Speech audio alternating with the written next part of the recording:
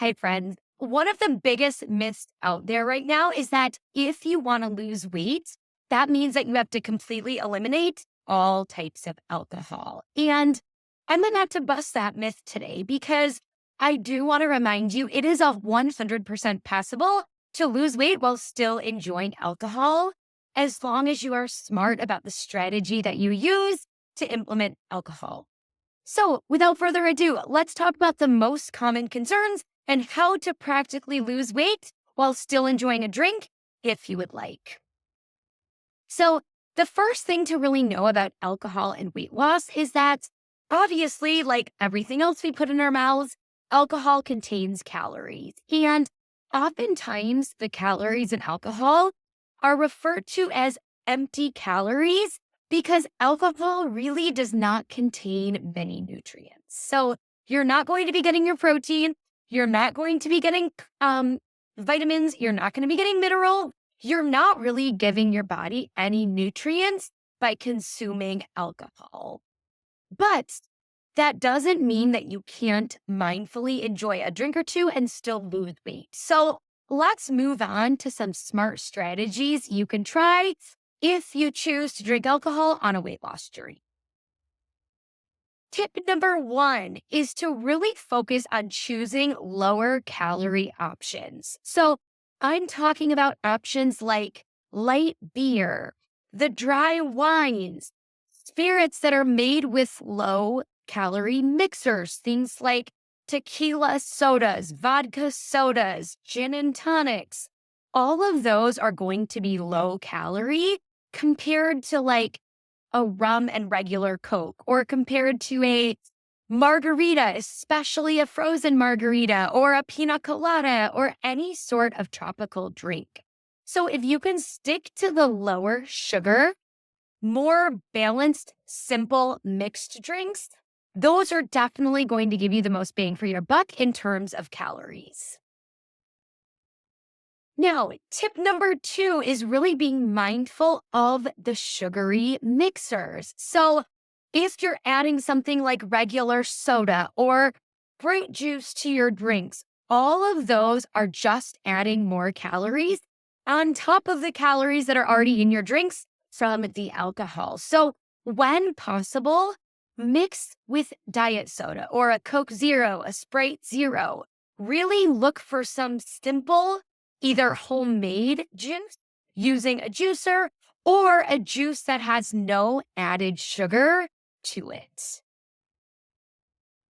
Tip number three is focus on drinking 1 glass of water in between alcoholic beverages. So I don't know about you, but once I get that good buzz going where I've had anywhere from 1 to 3 drinks, it's so easy to just continue to drink more without being mindful of water intake. But if you get in the habit of having one alcoholic drink and then a glass of water, another drink and a glass of water, you're going to slow down how many calories you're actually consuming. And you're also going to be rehydrating, which means less chance of a hangover tomorrow. So, in my book, definitely a win-win strategy. And then last but not least, tip number four that I really want to talk about is focusing on limiting your consumption. So in order to lose weight and still enjoy alcohol, I'm going to be real. You may need to cut back or be mindful of how many drinks you're consuming per week. And something that I find incredibly beneficial is to know ahead of time before I go out to dinner or before I go to the tailgate or before I go to the social event, I have already come up with a game plan up here of exactly what I want to drink and how many drinks I want to have. And by having that game plan ahead of time, it really helps me stay on track and make progress towards goal. I find otherwise if I tell myself, well, just do the best you can in terms of drinks. Again, once I'm 1 or 2 drinks in, I convince myself the best I can do is usually 1 or 2 more. And so I find if I can plan ahead of time, if I can set that limit ahead of time, it's so much easier to stay consistent and make progress towards my goals.